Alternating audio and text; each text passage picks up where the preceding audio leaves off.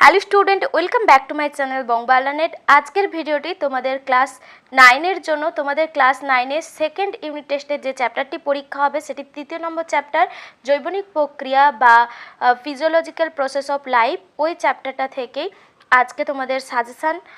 ওই চ্যাপ্টারের যে প্রথম পার্ট সালোক সংশ্লেষ, তোমাদের ক্লাস 9-এর জন্য ভিডিও আমি এর আগে কোনো দিন বানাইনি, এই প্রথম শুরু করেছি। তোমাদের জন্য topic wise question answer series নিয়ে আসবো ভেবেছি, এবং সেকেন্ড ইউনিট টেস্ট থেকেই শুরু করছি। সেজন্য ফার্স্ট ইউনিট টেস্টের ভিডিও পাবে না, কিন্তু যখন ফাইনাল সাজেশান দেবো তখন ফার্স্ট চ্যাপ্টারগুলোরও সাজেশান পেয়ে যাবে। তো চলো শুরু করা যাক আজকের যে টপিক সালোক সংশ্লেষ। সালোক সংশ্লেষ থেকে যে ধরনের প্রশ্ন তোমাদের পরীক্ষাতে আসে, এমসিকিউ, শূন্যস্থান পূরণ, সমস্ত ধরনের প্রশ্নই রেখেছি, এবং এই টপিকটাও তোমাদেরকে একটু বুঝিয়ে দেব। আর এই টপিকটা থেকে যে ধরনের প্রশ্ন হয় সেটা তোমরা এই ভিডিও দেখলেই বুঝতে পারবে, তোমাদের অনেকটা কিন্তু কনসেপ্ট ক্লিয়ার হবে। সেজন্য তোমাদেরকে বলবো স্কিপ না করে পুরো ভিডিওটা দেখো। আর যদি ভালো লেগে থাকে অবশ্যই লাইক, কমেন্ট, শেয়ার করতে ভুলে যেও না। আর এই পিডিএফ যদি তোমরা চাও সেটাও আমাকে কমেন্টে জানাবে। বংবালানের টেলিগ্রাম চ্যানেল রয়েছে, ওখানে তোমাদেরকে আমি পিডিএফ প্রোভাইড করে দেবো। যদি তোমাদের প্রয়োজন হয় আমাকে জানাবে, তবেই পিডিএফগুলো দেবো। তো চলো দেখে নেওয়া যাক আজকের যে সালোক সংশ্লেষ যে চ্যাপ্টারটা বা জৈবনিক প্রক্রিয়া যে চ্যাপ্টারটা, তার মধ্যে যে সালোক সংশ্লেষ টপিকটা রয়েছে, এই টপিক থেকে কী ধরনের প্রশ্ন হয়। তো প্রথম স্লাইড দেখো। প্রথমেই বহু বিকল্প ভিত্তিক যে প্রশ্নগুলো তোমাদের পরীক্ষায় থাকে, অর্থাৎ এমসিকিউ প্রশ্ন, সেই এমসিকিউ প্রশ্নগুলোই উত্তরগুলো আলোচনা করি, তার সাথে সাথে অনেক কিছু ডিসকাস করব। চলো দেখো, প্রথম প্রশ্ন রয়েছে ফটোসিনথেসিস কথাটি প্রথম কে বলেছিলেন। আচ্ছা, এই যে ফটোসিনথেসিস কথাটি ইংলিশ টার্ম, এটাকে যদি ভাঙি আমরা দুটো শব্দ পাই। একটা হচ্ছে ফটো, মানে যেটা অর্থ হচ্ছে আলো, আর একটা সিনথেসিস। তো এই সিনথেসিস কথার অর্থ কি হচ্ছে সংশ্লেষ হওয়া। তো তাহলে এই দুটো শব্দ থেকেই আমরা বুঝতে পারছি যে আলোর উপস্থিতিতে উদ্ভিদের মধ্যে যে খাদ্য সংশ্লেষ হচ্ছে বা খাদ্য তৈরি হচ্ছে, সেই প্রক্রিয়াটাকেই বলা হচ্ছে ফটোসিনথেসিস। তো এই ফটোসিনথেসিস কথাটি প্রথম বলেছিলেন বিজ্ঞানী। এখানে দেখো যে অপশানগুলো দেওয়া রয়েছে, বার্নেস, ব্ল্যাকম্যান, কেলভিন, ডারউইন। এখানে যে সঠিক উত্তর হয়ে যাবে অপশান একেরটা, বার্নেস হয়ে যাবে সঠিক আনসার। তো নেক্সট প্রশ্ন রয়েছে দেখো, সালোক সংশ্লেষকারী বৃত্তি হলো। আচ্ছা, সালোক সংশ্লেষকারী বৃত্তি কোনটি? তোমাদের কিন্তু এই ধরনের প্রশ্ন আসে। সালোক সংশ্লেষকারী মূল, সালোক সংশ্লেষকারী মানে পাতা ছাড়াও উদ্ভিদের অন্যান্য যে অংশ যেখানে সালোক সংশ্লেষ ঘটে, তো সেইগুলো দেখো। এখানের মধ্যে যেটা হয়ে যাবে সালোক সংশ্লেষকারী বৃত্তি, চালটা হয়ে যাবে। শালুকের ক্ষেত্রে শালুক যদি অপশানে থাকে সেটাও হবে, মানে যেগুলো সবুজ বৃত্তি হয় সেগুলোতেই সালোক সংশ্লেষ হয়। তো নেক্সট রয়েছে দেখো, সালোক সংশ্লেষে সাহায্যকারী রঞ্জক পদার্থ। আচ্ছা, সালোক সংশ্লেষ প্রক্রিয়ার জন্য প্রধান যে রঞ্জক পদার্থ লাগে সেটা হচ্ছে ক্লোরোফিল। দেখো এখানে অপশানে দেওয়া রয়েছে ক্লোরোফিল এ, বি, এইগুলো। আর হচ্ছে সাহায্যকারী যেটা, সেটা হচ্ছে গিয়ে সাহায্যকারী রঞ্জক পদার্থ অনেক রয়েছে, তার মধ্যে রয়েছে ক্যারোটিনয়েড আর জ্যান্থোফিল। ক্যারোটিনয়েড আর ফাইকোবিলিন, তার মধ্যে ক্যারোটিনয়েড আবার ক্যারোটিন আর জ্যান্থোফিল নিয়ে গঠিত হয়। তো এখানে তাহলে যেটা সঠিক আনসার হয়ে যাবে ক্যারোটিনয়েড। তাহলে ক্যারোটিনয়েড কী বললাম, দুটো রঞ্জক পদার্থ নিয়ে তৈরি হয়। একটা হচ্ছে গিয়ে ক্যারোটিন, যেটা কমলা বর্ণের জন্য দায়ী, আরেকটা জ্যান্থোফিল, যেটা হলুদ বর্ণের জন্য দায়ী। আর ক্লোরোফিল এ, বি এগুলো সবুজ বর্ণের জন্য দায়ী। আর লাইকোপিনটা টমেটোতে থাকে, এটা কিন্তু সালোক সংশ্লেষে সাহায্যকারী রঞ্জক পদার্থ নয়। তো সালোক সংশ্লেষে জন্য প্রধান যে রঞ্জক পদার্থ কাজ করে সেটা অবশ্যই ক্লোরোফিল বলবে। ক্লোরোফিলের গঠনের উপর ভিত্তি করে ক্লোরোফিল 5টা ভাগে ভাগ হয়, এ, বি, সি, ডি। আর এখানে অপশান দুটো দেওয়া রয়েছে। আর ক্যারোটিনয়েডটা আর ফাইকোবিলিন, এই দুটো সাহায্যকারী রঞ্জক পদার্থ রয়েছে। যদি তোমাদেরকে এটা কোশ্চেনেও দেয় তোমরা তখনও লিখতে পারবে যে সালোক সংশ্লেষে সাহায্যকারী দুটো রঞ্জক পদার্থের নাম লেখো, তখন কি বলবে ক্যারোটিনয়েড আর জ্যান্থোফিল। আর যদি বলা হয় সালোক সংশ্লেষের জন্য প্রধান কোন রঞ্জক পদার্থ কাজে লাগে, তখন বলবে ক্লোরোফিল। আশা করি ক্লিয়ার হয়েছে তোমাদের এই বিষয়টা। এরপরে চলো পরের প্রশ্ন দেখে নেওয়া যাক, সালোক সংশ্লেষ প্রক্রিয়ায় উৎপন্ন অক্সিজেনের উৎস কী? আচ্ছা, সালোক সংশ্লেষ প্রক্রিয়ায় যে অক্সিজেন উৎপন্ন হয় তার যে উৎস যদি দেখি, সেটা হয়ে যাবে এখানে জল হয়ে যাবে। এটা আমি তোমাদেরকে পরে কোনো একটা ছবি রয়েছে, সেই ছবিতে ডিসকাস করব কিভাবে জল থেকে অক্সিজেন উৎপন্ন হয়। এটা তোমরা মনে রাখবে যে 2 অণু জল থেকে, এটাও কিন্তু পরীক্ষাতে আসে অনেক সময়, 2 অণু জল থেকে 1 অণু অক্সিজেন উৎপন্ন হয়, এটা মনে রাখবে। তো নেক্সট রয়েছে দেখো যে সালোক সংশ্লেষে সক্ষম প্রাণী কোনটি। আচ্ছা, যে সমস্ত প্রাণীদের সালোক সংশ্লেষকারী রঞ্জক পদার্থ হচ্ছে গিয়ে ক্লোরোফিল, যে সমস্ত প্রাণীদের দেহে ক্লোরোফিল রয়েছে তারাও অবশ্যই তাহলে সালোক সংশ্লেষে সাহায্য করতে পারবে। তো সেই জন্য সালোক সংশ্লেষে সাহায্যকারী যে সক্ষম প্রাণী এখানের মধ্যে যেটা হয়ে যাবে সেটা ইউগ্লিনা হয়ে যাবে সঠিক আনসার। তো সেই জন্য এখানে অপশান ডি এরটা হয়ে যাবে সঠিক আনসার। নেক্সট রয়েছে দেখো ক্লোরোফিল গঠনে সাহায্যকারী ধাতব মৌল কোনটি? আচ্ছা, ক্লোরোফিল গঠনে সাহায্যকারী ধাতব মৌল যেটা এখানে হয়ে যাবে ম্যাগনেসিয়াম Mg2+, এটাই হয়ে যাবে সঠিক আনসার। তো এটা দেখো তোমাদেরকে ক্লোরোফিলের গঠন আমি পরের স্লাইডে রয়েছে দেখাচ্ছি। নেক্সট রয়েছে দেখো হিল বিকারক কোনটি? আচ্ছা, হিল বিকারক যেটা সালোক সংশ্লেষের আলোক দশায় হাইড্রোজেন অ্যাকসেপ্টর রয়েছে সেটাকে হিল বিকারক বলা হয়। এখানে যেটা রয়েছে হিল বিকারক বলা হয় NADP-কে। অপশান 2 এরটা হয়ে যাবে সঠিক আনসার। NADPর যদি পুরো নাম বলা হয় তাহলে বলবে নিকোটিনামাইড অ্যাডেনিন ডাইনিউক্লিওটাইড ফসফেট। আমি লিখছি না, তোমরা আরও একবার শুনে নাও, nicotinamide adenine dinucleotide phosphate. Next রয়েছে দেখো সালোক সংশ্লেষের আলোক দশা সম্পন্ন হয় কোথায়? সালোক সংশ্লেষের আলোক দশা সম্পন্ন হয়, আমরা যদি একটা ক্লোরোপ্লাস্টিডের গঠন দেখি, ক্লোরোপ্লাস্টিডের মধ্যে দুটো অংশ থাকে। দেখো এর আগের স্লাইডটাতেই ছিল, আমি আগের স্লাইডটাতে যাচ্ছি একটু।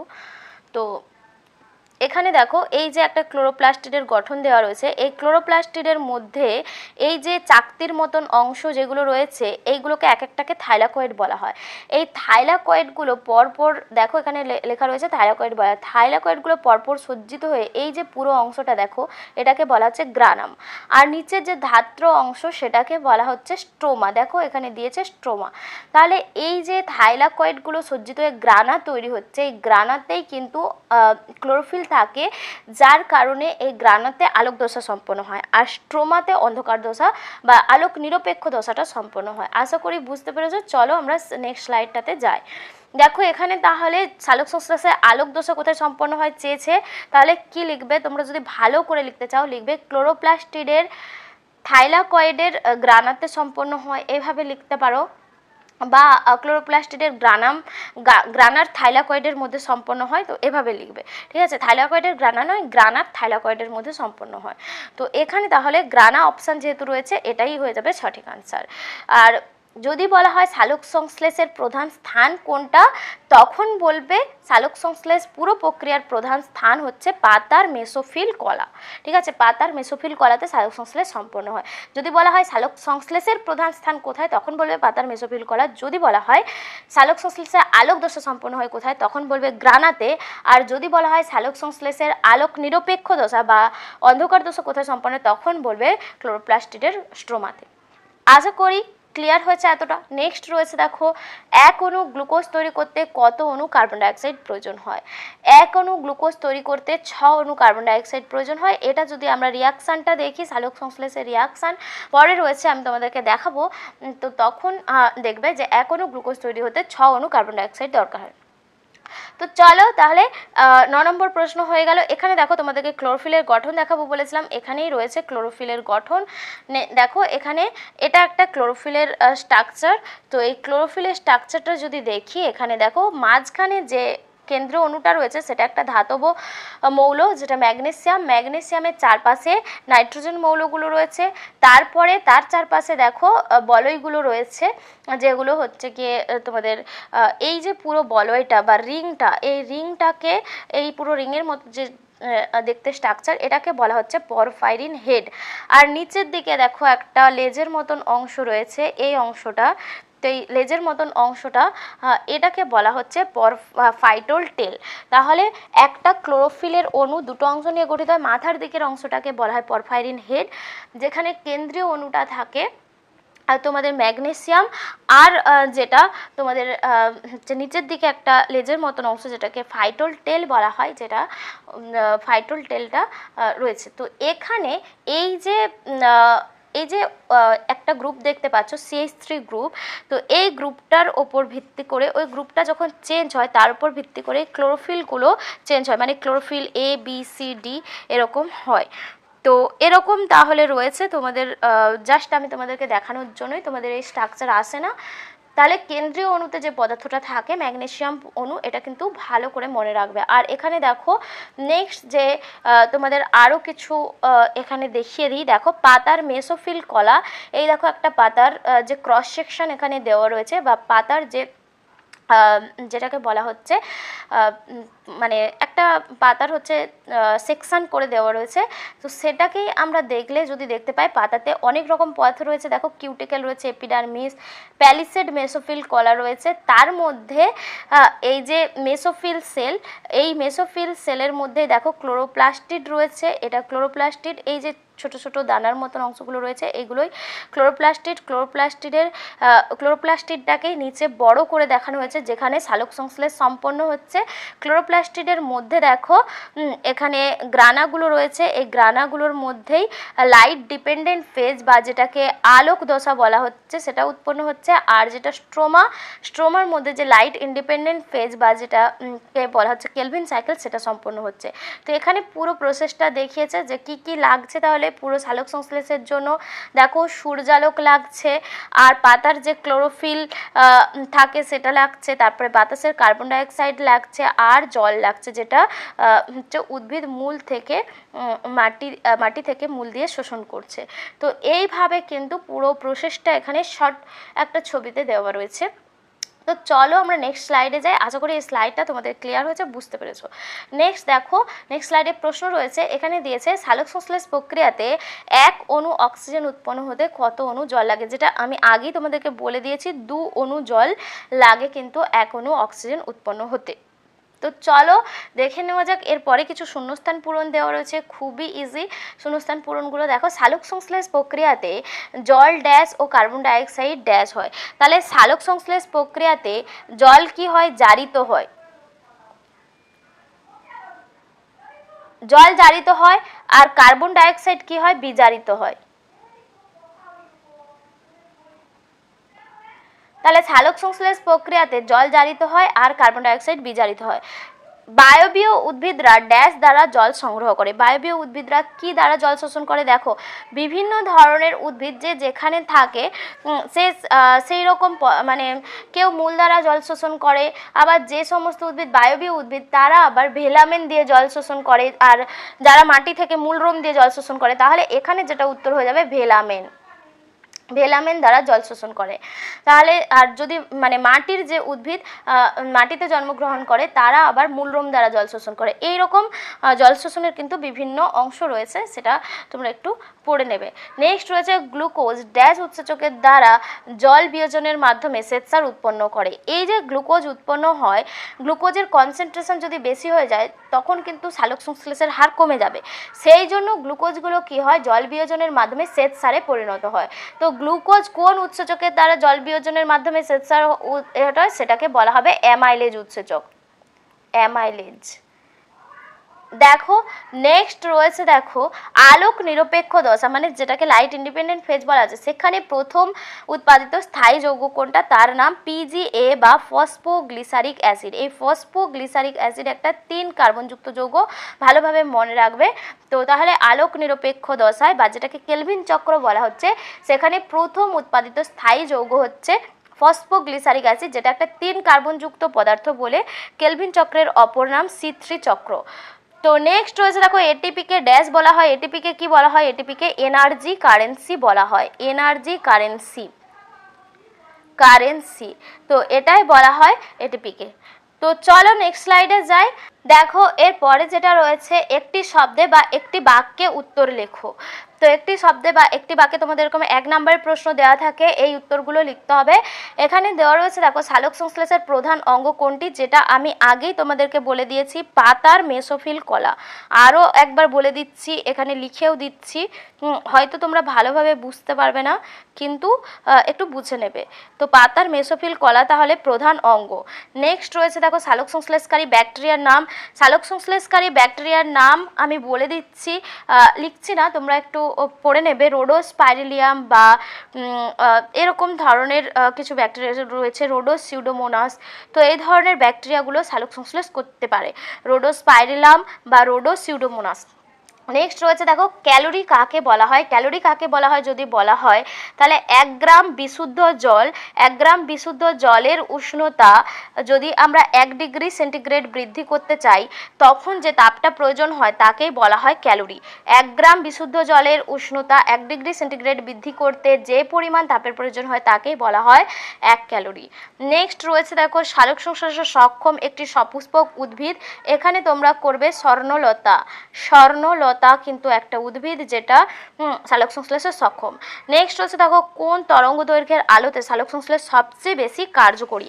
তাহলে এটা দুটো আলো রয়েছে যেখানে সালোক সংশ্লেষ সবচেয়ে বেশি কার্যকরী হয়, একটা লাল আর একটা নীল। তো সেই জন্য এই দুটোকে কিন্তু কার্যবর্ণালী বলা হয়ে থাকে। তাহলে লাল আলোর তরঙ্গ দৈর্ঘ্য যদি আমরা দেখি, লালের তরঙ্গ দৈর্ঘ্য হয়ে যাবে 660 থেকে 760 ন্যানোমিটার এরকম। আর যদি নীল আলো দেখি তাহলে নীল আলোর তরঙ্গ দৈর্ঘ্য হয়ে যায় 430 থেকে 470 ন্যানোমিটার পর্যন্ত। তাহলে এই যে দুটো তরঙ্গ দৈর্ঘ্য, এখানেই যেহেতু সালোক সংশ্লেষের হার সবচেয়ে বেশি হয় সেজন্য এই দুটো কার্যবর্ণালী। নেক্সট দেখো একটা প্রশ্ন রয়েছে রুবিস্কো এর পুরো নাম। এই রুবিস্কোটা হচ্ছে গিয়ে লাইট ইন্ডিপেন্ডেন্ট ফেজে একটা উৎসেচক লাগে যার নাম রুবিস্কো।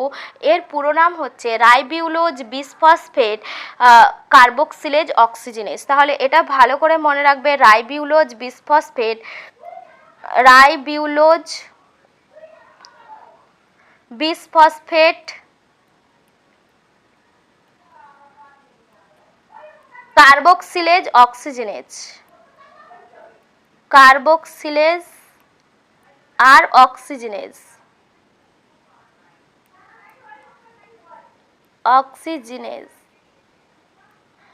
দেখো এরপরে যেটা রয়েছে আলোক দশায় উপজাত বস্তুগুলির নাম লেখো। আলোক দশায় কি কি উৎপন্ন হয় সেটা লিখতে বলা হয়েছে।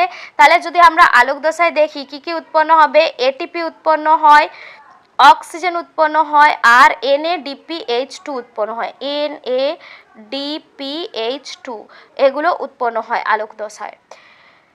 তো এর পরের স্লাইডে যাই, চলো পরের স্লাইডে রয়েছে দেখো একটা এরকম ধরনের তোমাদের দেওয়া থাকে জোড় মেলানো, অ্যাকচুয়ালি মানে প্রথম জোড়টা দেখে দ্বিতীয় জোড়টা মেলাতে হবে। কমলা ক্যারোটিন, একটু আগে বলে দিয়েছি কমলা ক্যারোটিন হচ্ছে গিয়ে একটা রজক পদার্থ যেটা কমলা কালারের জন্য দায়ী। তাহলে জ্যান্থোপিল কী হবে এটা তোমরা, আমি আগেই প্রথমে এর উত্তরটা দিয়ে দিয়েছি, তোমরা এটা আমাকে কমেন্টে জানাবে, তোমাদের জন্য এটা কিন্তু রইলো, তোমরা এটা আমাকে কমেন্টে জানাবে, ঠিক আছে। দেখো রাসায়নিক সংশ্লেষকারী দুটি ব্যাকটেরিয়া, নাইট্রোব্যাক্টার, নাইট্রোসোমোনাস, এগুলো উত্তর করতে পারো। নেক্সট রয়েছে দেখো আলোক দশায় উপজাত কোন কোন উপাদান আলোক নিরপেক্ষ দশায় ব্যবহৃত হয়। আলোক দশায় উপজাত এটিপি আর NADPH2, NADPH2 এই দুটোই কিন্তু আলোক নিরপেক্ষ দশায় ব্যবহৃত হয়। তো এরপরে দেখো তোমাদের যে সংক্ষিপ্ত উত্তরধর্মী প্রশ্ন রয়েছে, সংক্ষিপ্ত উত্তরধর্মী প্রশ্নতে রয়েছে সালোক সংশ্লেষের রাসায়নিক সমীকরণটি লেখো। আচ্ছা সালোক সংশ্লেষের রাসায়নিক সমীকরণ আমি তোমাদেরকে এখানে ছোট্ট করে দেখিয়ে দিচ্ছি। 6টা কার্বন ডাইঅক্সাইড, তার সঙ্গে 12 অণু জল, এই দুটোতে যদি মানে সূর্যালোক আর ক্লোরোফিলের উপস্থিতিতে এখানে উৎপন্ন হয় 1 অণু গ্লুকোজ, আর হচ্ছে গিয়ে 1 অণু গ্লুকোজ, তার সঙ্গে উৎপন্ন হয় 6 অণু জল আর উৎপন্ন হয় অক্সিজেন 6 অণু। তাহলে এটা পুরোটা সালোক সংশ্লেষের একটা রাসায়নিক বিক্রিয়া। এখানে দেখো এই যে কার্বন ডাইঅক্সাইড থেকে গ্লুকোজ উৎপন্ন হচ্ছে, এখানে যে প্রক্রিয়াটা ঘটছে সেটা হচ্ছে বিজারণ প্রক্রিয়া, আর জলটা জারিত হয়ে গিয়ে কি হচ্ছে অক্সিজেন উৎপন্ন করছে। তাহলে দেখতে পারছো এই একটা প্রসেসের মধ্যে জারণ বিজারণ দুটো প্রক্রিয়াই ঘটছে, সেই জন্য সালোক সংশ্লেষ প্রক্রিয়াকে কিন্তু জারণ বিজারণ বলা হয়। যদি তোমাদেরকে রাসায়নিক বিক্রিয়া লিখতে দেয় তাহলে এই বিক্রিয়াটা লিখবে, আর এইভাবে কোথা থেকে কোথায় বিজারণ ঘটছে কোথা থেকে কোথায় জারণ ঘটছে সেটাও কিন্তু তোমরা লিখে দেবে। পুরো এভাবে লিখলে 2-এর 2 পেয়ে যাবে। দেখো নেক্সট যেটা রয়েছে শোষণ বর্ণালী এবং কার্যবর্ণালীর মধ্যে পার্থক্য, খুবই একটা ইম্পর্টেন্ট প্রশ্ন, পরীক্ষাতে প্রায়ই দেয়। তো শোষণ বর্ণালী কোনগুলো, আলোক বর্ণালীর যেটা দৃশ্যমান বর্ণালী আমরা যেটাকে দেখতে পাই, সেই দৃশ্যমান বর্ণালীর মধ্যে যে তরঙ্গ দৈর্ঘ্যগুলো রঞ্জক পদার্থ শোষণ করতে পারে, মানে ক্লোরোফিল, ফাইকোবিলিন আর ক্যারোটিনয়েড এগুলো শোষণ করে, তাদেরকে শোষণ বর্ণালী বলা হয়। কার্য বর্ণালী তার মধ্যে যে তরঙ্গ দৈর্ঘ্যের আলোতে সালোক সংশ্লেষ সবচেয়ে বেশি সক্রিয় হয় বা সালোক সংশ্লেষের হার সবচেয়ে বেশি হয়। তো ওই দৃশ্যমান বর্ণালীর মধ্যে দুটো বর্ণালী, তার তরঙ্গ দৈর্ঘ্য আমি তোমাদেরকে বলে দিয়েছি, ওই দুটো তরঙ্গ দৈর্ঘ্যের মধ্যে সালোক সংশ্লেষের সবথেকে কার্যকারিতা বা হার বেশি হয়, সেটাকে বলা হয় কার্যবর্ণালী। এরপরে রয়েছে দেখো যে মানে এখানে কিন্তু যেহেতু দৃশ্যমান বর্ণালীর রেঞ্জটা অনেকটা বেশি হয়, প্রায় 390 থেকে 760 পর্যন্ত। আর যেটা হচ্ছে কার্যবর্ণালীর রেঞ্জটা দুটো, একটা লাল একটা নীলের যে রেঞ্জটা 660 থেকে 760, যেটা লালের জন্য, নীলের জন্য 430 থেকে 470।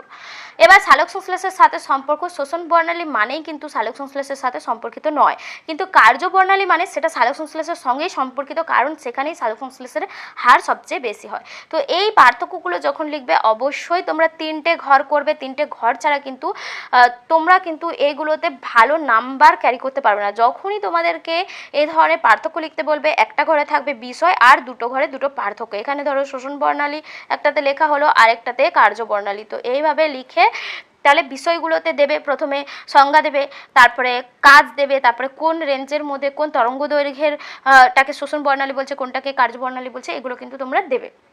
নেক্সট রয়েছে দেখো সালোক সংশ্লেষে জলের ভূমিকা। আচ্ছা, সালোক সংশ্লেষে জলের ভূমিকা কি সেটা তোমাদেরকে আমি বলেছিলাম। দেখো এখানে একটা ছবিতে আমি তোমাদেরকে দেখাচ্ছি। দেখো সালোক সংশ্লেষ প্রক্রিয়ায় যখন সূর্যের আলো পড়ে, সূর্যের আলো যখন ক্লোরোফিলের ওপর পড়ে, ক্লোরোফিল উত্তেজিত হয়ে যায়, উত্তেজিত হয়ে এখানে কি হয়, এই আলোর উপস্থিতিতে পাতার মধ্যে যে জল থাকে সেই জলের হাইড্রোলাইসিস ঘটে বা জলটা ভেঙে যায়। ভেঙে গিয়ে কি উৎপন্ন হয়, এখানে H+ আয়ন উৎপন্ন হয় আর অক্সিজেন উৎপন্ন হয় আর ইলেকট্রন উৎপন্ন হয়। এই H+ আয়নই পরে কি করে, হাইড্রোজেন গ্রাহক দ্বারা এটা বিজারিত হয়ে NADPH2 উৎপন্ন করে। আর ইলেকট্রনগুলো এই যে PH2 ফটোসিস্টেম 2 এর ইলেকট্রন ঘাটতি পূরণ করে আর অক্সিজেনটা পরিবেশে ছেড়ে দেয়। এইভাবে কিন্তু আলোক দশাটাকে আলোক দশা এবং অন্ধকার দশা দুটোকেই কিন্তু সম্পন্ন করতে সাহায্য করে। তাহলে জলের এখানে ভূমিকা কি, জলটা অ্যাকচুয়ালি ভেঙে গিয়ে অক্সিজেন উৎপন্ন করছে, যেই অক্সিজেনটা সালোক সংশ্লেষ প্রক্রিয়ায় উৎপন্ন হয়। আর কি হচ্ছে, এখানে ইলেকট্রন পাওয়া যাচ্ছে যেটা PH2 সিস্টেমের ইলেকট্রন ঘাটতি পূরণ করছে, আর যেটা হাইড্রোজেন আয়ন পাওয়া যাচ্ছে সেটা হচ্ছে গিয়ে হাইড্রোজেন গ্রাহকের দ্বারা গৃহীত হচ্ছে। তাহলে এখানে জলের ভূমিকাটা আমি তোমাদেরকে ছোট্ট করে বললাম, আশা করি তোমরা বুঝতে পেরেছো। দেখো নেক্সট যেটা রয়েছে, নেক্সট স্লাইডে যাই, যে সালোক সংশ্লেষের আলোক দশা ও অন্ধকার দশার পার্থক্য, এটাও কিন্তু পরীক্ষাতে আসে। তাহলে এখানে প্রথমে লিখবে স্থান, আলোক দশা কোথায় ঘটে, ক্লোরোপ্লাস্টের গ্রানার মধ্যে, স্ট্রোমার মধ্যে অন্ধকার দশা ঘটে। আলোক দশায় সূর্যের আলোর একান্ত প্রয়োজন, অন্ধকার দশাটা রাত্রে হয় না, কিন্তু এখানে সূর্যের আলোর প্রয়োজন নেই।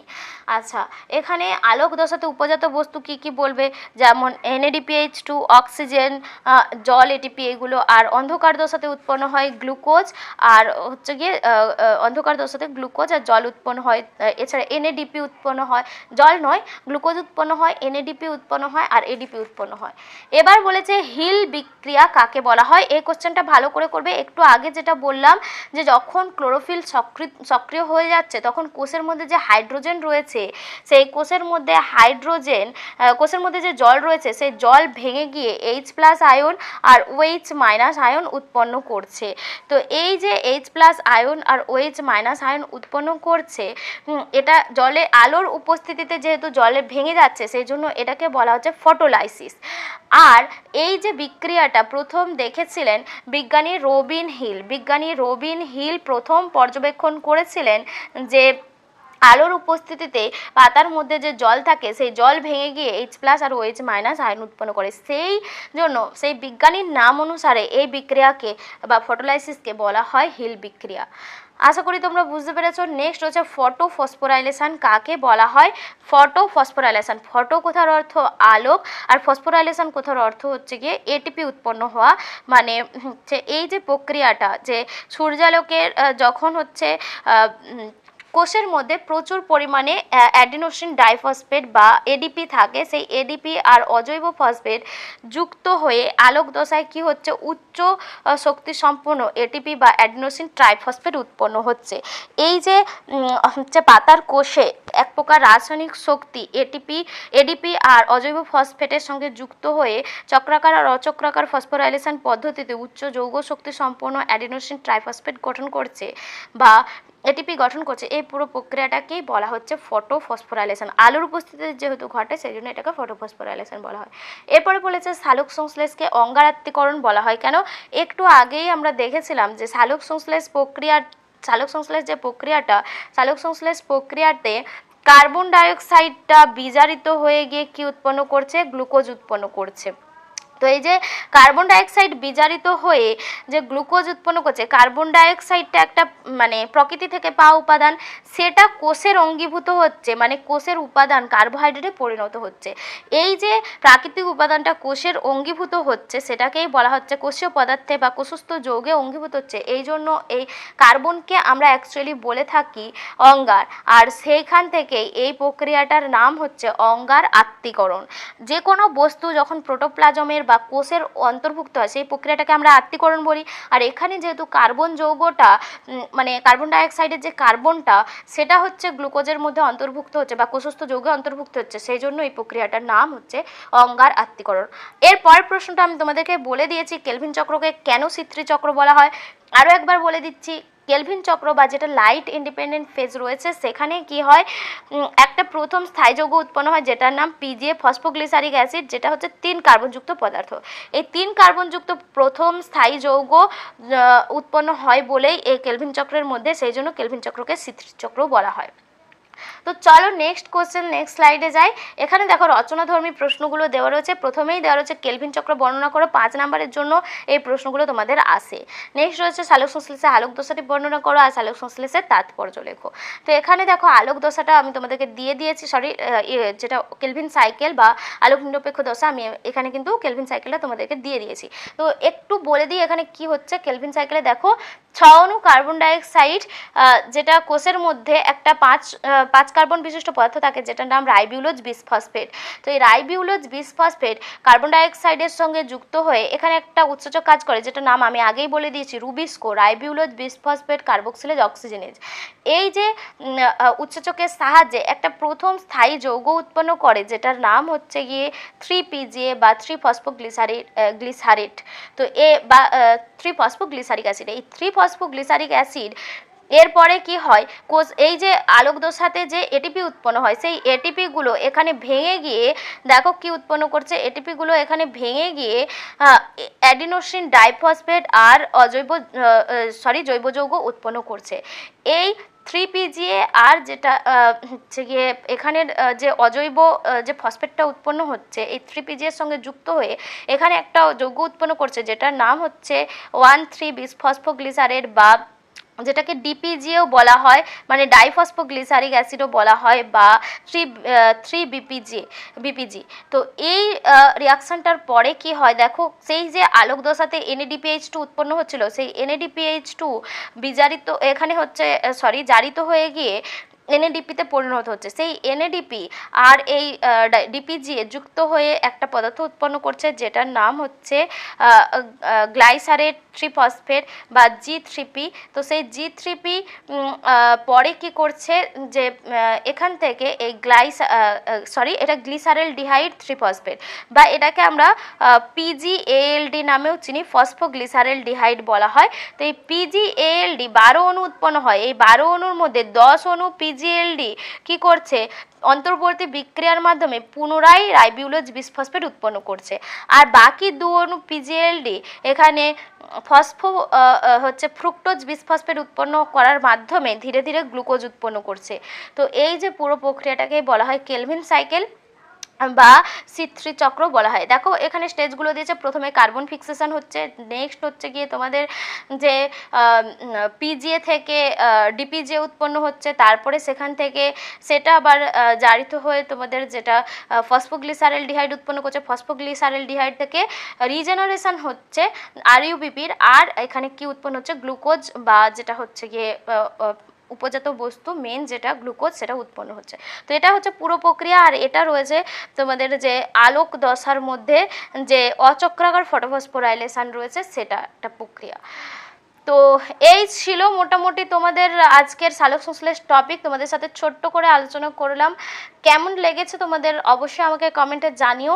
আর তোমাদের যদি সালোক সংশ্লেষের এই আলোক দশাটা বর্ণনা করে দিতে হয় আমাকে সেটাও কমেন্টে জানিও, আমি তোমাদেরকে বর্ণনা করে দেবো বা তোমাদেরকে একটু বুঝিয়ে দেবো কোনো একটা ভিডিওতে। আজকে তাহলে এখানেই শেষ করছি সালোক সংশ্লেষের, কিন্তু এই ধরনের প্রশ্নগুলো করলেই তোমরা এখান থেকে কমনও পেয়ে যাবে। আর তোমাদের আশা করি একটু হলেও কনসেপ্ট ক্লিয়ার করতে পেরেছি এই যে ভিডিওটার মধ্য দিয়ে। কেমন লেগেছে তোমরা কিন্তু অবশ্যই কমেন্টে আমাকে জানিও। আজকে টাটা, আবার দেখাবে পরবর্তী একটা ভিডিওতে।